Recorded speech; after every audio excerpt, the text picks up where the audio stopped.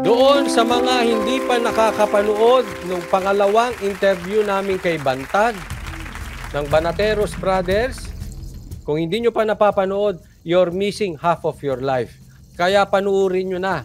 At ang ipapakita ko sa inyo dito, part 2. Pero hindi ko na po i-discuss lahat kasi nasa YouTube ko na yan, na-live ko na at nailagay ko na rin po. Paki-review nyo na lang. Basta ito yung part 2.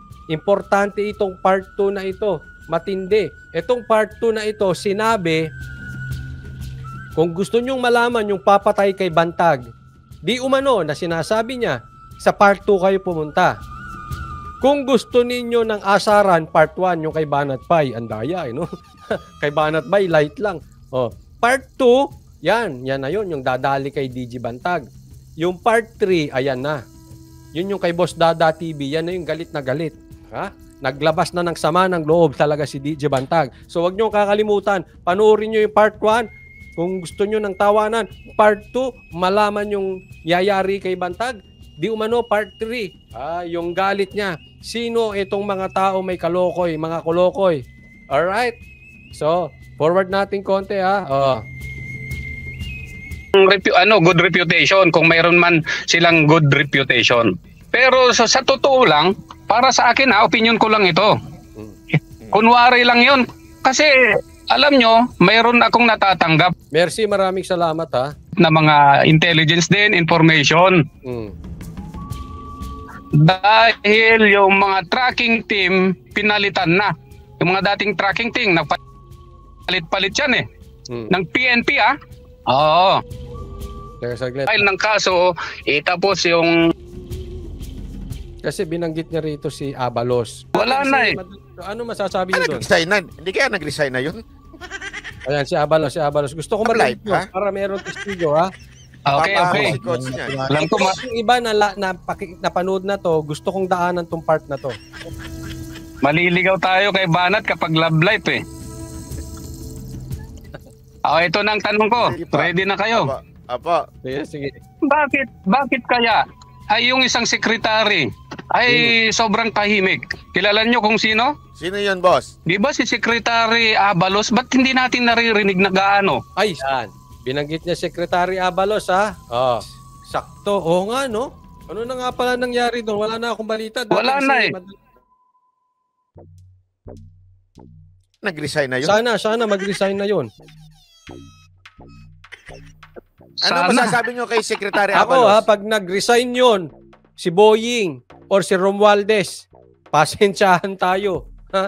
Sasaludo ko kay Marcos araw-araw. Papalakpakan ko si Marcos araw-araw. Isa man lang doon sa tatlong yon, tanggalin, pag-resignin. Saludo ko sa iyo, Marcos. Usapan niya na, pasensya na po, pero matindi talaga yung mga yun eh. Ha? Matindi, maraming na ano. Meron ba kayong alam na? Hindi kasi ganito. Okay. Ang ano ko kasi dyan, palabas lang niya na, alam mo, uminit kasi siya, di ba? Ang daming nagagalit sa kanila. Sabi ni Nick Hidalgo, dapat silang tatlo, coach. Pwede silang tatlo, pero kung ano lang, isa lang ang tinanggal niya, papalakpak ako isa lang, araw-araw. At sasaludo ko isang araw. Pag tatlo tinanggal niya, tatlong saludo ko araw-araw, tatlong palakpak. Hindi, doon ako kasi sa ginagawa. Kung kaya ni Marcos, yun ang tanong. Isa man doon, masampulan.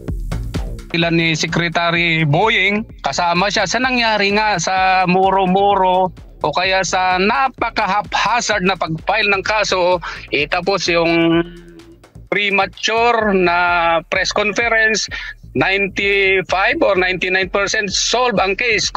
Case closed. Ba't biglang kasi tinitira na siya ng mga taong bayan sa mga comments nila. Nakikita nagiging bumaba yung kanilang good reputation kung mayroon man silang good reputation. Pero sa totoo lang, para sa akin opinion ko lang ito.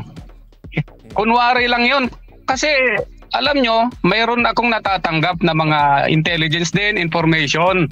Tutumbukin na. Na winawarningan ako dahil yung mga tracking team pinalitan na. Yung mga dating tracking team, nagpalit-palit yan ng PNP Oo. Ngayon yung ipinalit tracking team pa rin ba sa palagay nyo? Hindi na tracking team. Assassination team na ang pinalit sa mga tracking team Sino ni yan? Bantag. Ito, sana nga hindi totoo. Kung totoo man, okay lang. Pero ang ibig kong sabihin, sana hindi totoo na itong PNP General Romeo Karamat ng CIDG. Ewan ko kung CIDG pa rin. Romeo Karamat, di umano. Ang binanggit ni DG Bantag, hindi ko po alam kung totoo o hindi. Basta Romeo Karamat. Yan ang nautusan daw kuno. Yun ang nakarating sa akin. Hindi ko pa alam kung totoo hindi. General Romeo Karamat, yan ang head ng assassination team against Bantag. At ang kasama niya dyan, na pinakabata niya, ay underclass pa namin. Sana hindi nga totoo, sabi ko. Sinasabi ko lang ito para kung marinig nila, magpaliwanag sila. Ngayon kung hindi sila magpaliwanag, Ulitin po yan. Para maliwanag tayo. Kay Bantag po galing. tracking team, pinalitan na. Yung mga dating tracking team, nagpalit-palit yan ng PNP Oo. Ngayon yung ipinalit, tracking team pa rin ba sa palagay nyo? Hindi na tracking team. Assassination team na ang pinalit sa mga tracking team ni Bantag. Ito, sana nga hindi totoo. Kung totoo man, okay lang.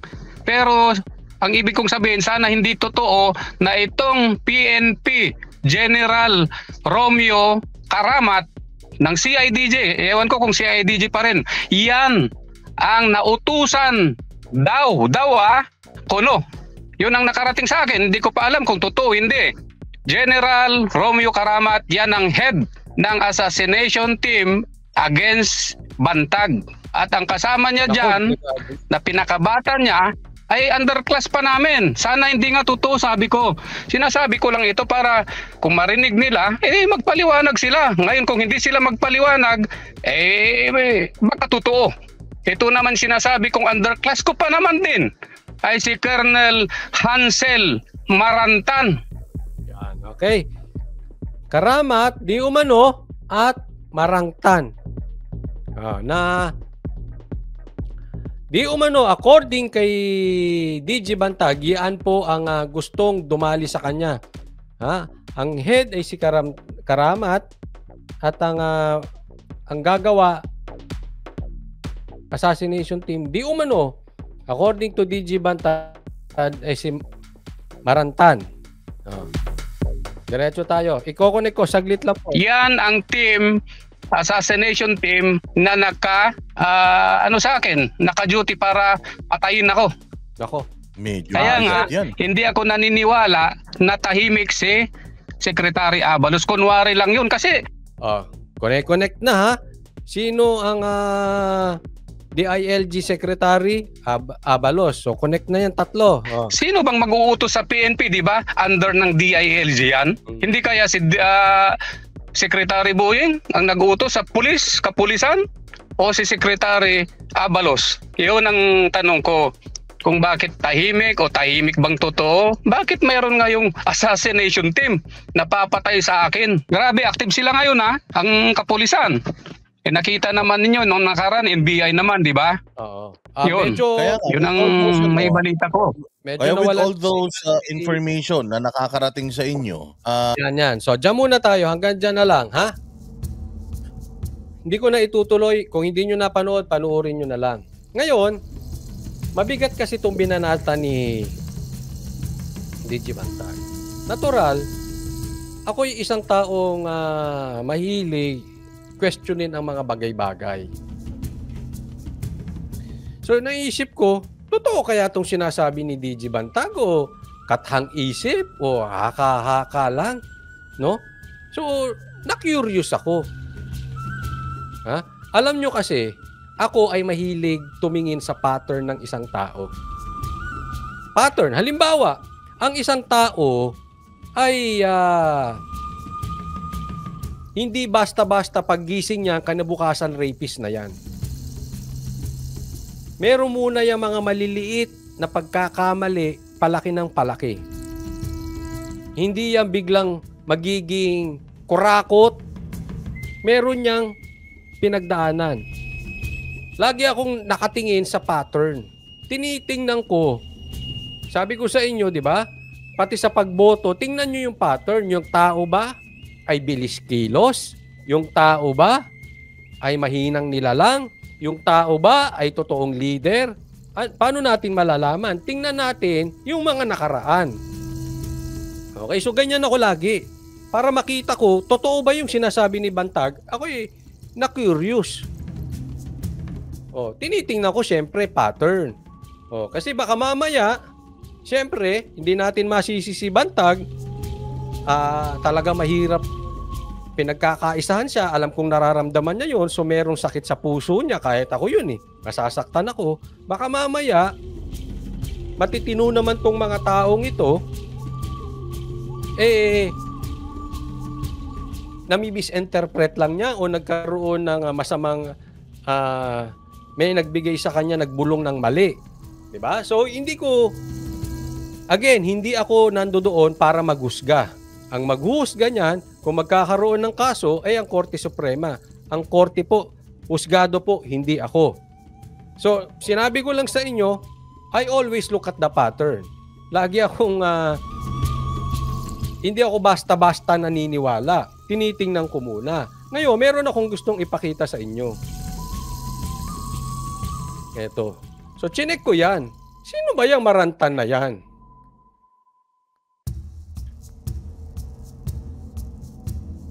Si Colonel Marantan, baka pwede natin marinig. Si Colonel yung nag-grade sa Wala, Tebes na. Ano bang status sa ground doon bago ka pumasok, Colonel? Ayan. So, ang lumabas sa search ko, eto si Marantan. Ngayon, hindi ko alam kung eto ba yung tinutukoy ni DJ Bantag or ibang Marantan. Tandaan natin maraming Marantan. Kasi nga doon sa PDL, nagkamali-kamali dito sila Boying sa mga apelyido. Iba yung sinasabi ni Bantag, iba yung parang nahuli. 'Di ba? Iba yung magkaiba. Okay? So, hindi ko po alam kung the same person. Pero eto, di umano ay konektado doon sa kaso ni Tebes na ng raid doon sa illegal possession of firearms sa bahay ni Tebes na inirereklamo rin ng kampo ni Tebes dahil tinaniman daw. Yan. May tanim daw. So sabi ko ba, ngayon, medyo may connect na ngayon. Medyo may pattern. Tinitingnan natin. Although ayoko husgahan, kung totoo pa rin yung sinabi ni Bantag, iiwan ko po sa inyo yan. Kayo po ang magsaliksik. Actually, marami akong nasaliksik. Ayaw ko lang ipakita rito. Kayo na po ang magsaliksik. Kasi baka mamaya masabihan ako bias ka. Again, kayo na po magsaliksik. Marami kayong makikita. It's a public knowledge. Kalat po sa YouTube. YouTube po, binalita ng mainstream media. Pero wag nyo ngayon i-search. Wag nyo ako iwanan. Baka ngayon kayo mag-search Diyan lang kayo. Okay? Pero ayoko na kasi baka sabihin, dinidiin ko pa. Ang nakita ko lang dito ay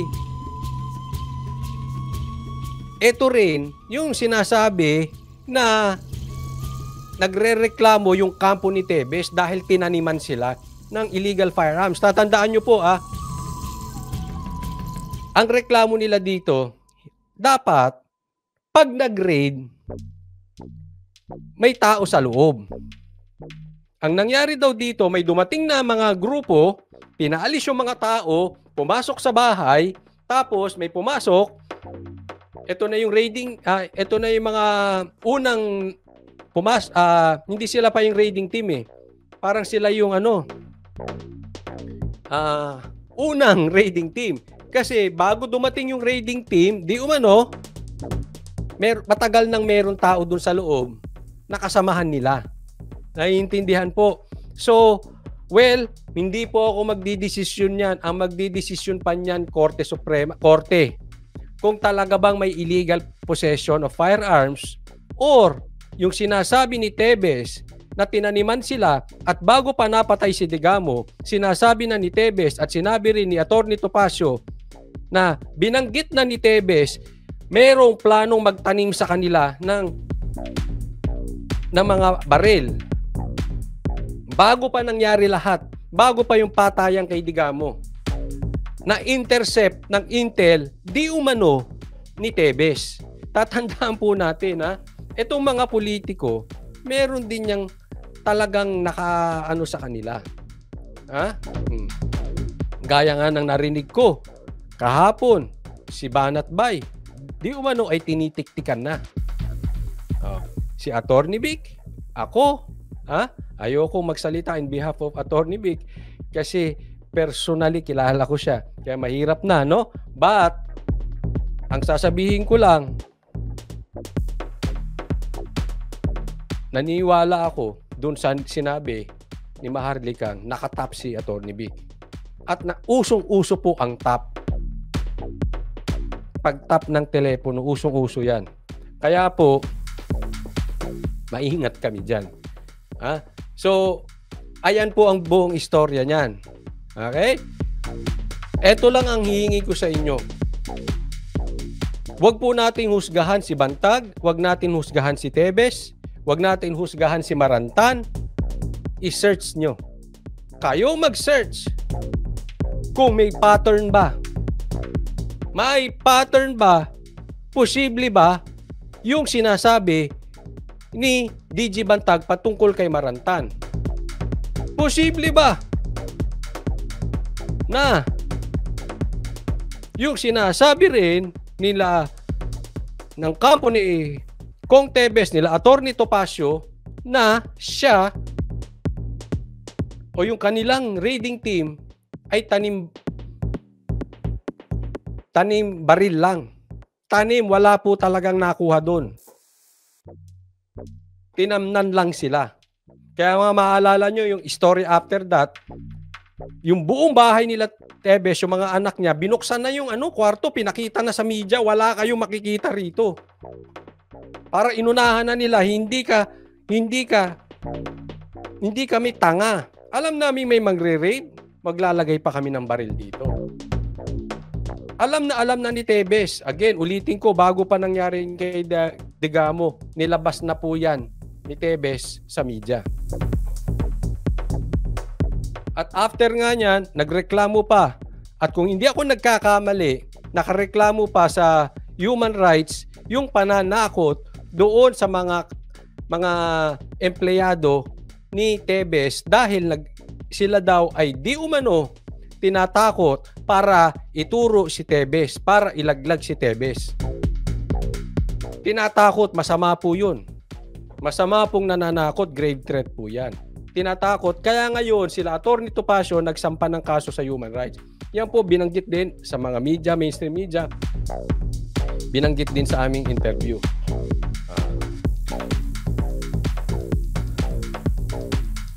So, again, ayoko pong husgahan.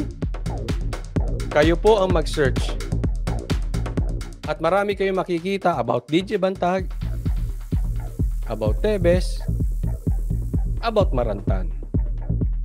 Ngayon, ang desisyon nasa sa inyo. Kung sa tingin ninyo, sino nagsasabi ng totoo? Ayan. Kasi marami pa yan. Ang daming lumabas. Ano? Ayoko kasing basta kayo musga. Ayaw natin magmukhang bias. No? So, ako, I always look at the pattern. Yan po ang sinabi ko. And hindi ako agad-agad, basta-basta lang naniwala kay DJ Bantag. Ni-search ko at iwan ko sa inyo. Sino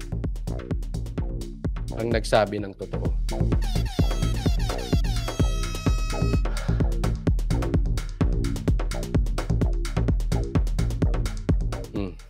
Ay, Spencer Lacalle, shout out sa'yo. Sabi niya, floating nga dati yan. Bigla naging active, ginamit kay Tebes. So, ayan, ha. Sabi yan ni Spencer Lacalle. Oh.